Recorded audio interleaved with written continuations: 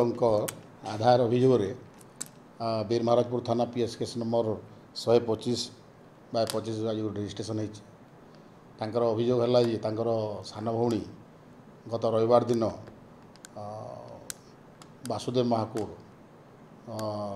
ନାମକ ଜଣେ ବ୍ୟକ୍ତି ମୁଦାଲା ଗତ ରବିବାର ଦିନ ତାକୁ ଅପହରଣ କରି ନେଇଥିଲେ ଏବଂ ଅପହରଣ କଲା ପରେ ତାଙ୍କର ସହିତ ମାନେ ଶାରୀରିକ ସମ୍ପର୍କ ରଖିଥିଲେ ବୋଲି ଅଭିଯୋଗ, ବାରମ୍ବାର ଶାରୀରିକ ସମ୍ପର୍କ ରଖିଥିଲେ ବୋଲି ଅଭିଯୋଗ ହେଉଛି।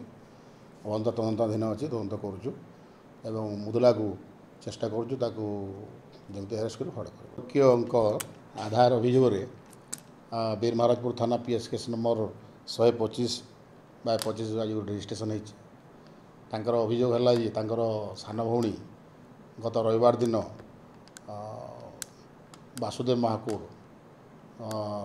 ନାମକ ଜଣେ ବ୍ୟକ୍ତି ମୁଦାଲା ଗତ ରବିବାର ଦିନ ତାକୁ ଅପହରଣ କରି ନେଇଥିଲେ ଏବଂ ଅପହରଣ କଲା ପରେ ତାଙ୍କର ସହିତ ମାନେ ଶାରୀରିକ ସମ୍ପର୍କ ରଖିଥିଲେ ବୋଲି ଅଭିଯୋଗ, ବାରମ୍ବାର ଶାରୀରିକ ସମ୍ପର୍କ ରଖିଥିଲେ ବୋଲି ଅଭିଯୋଗ ହେଉଛି।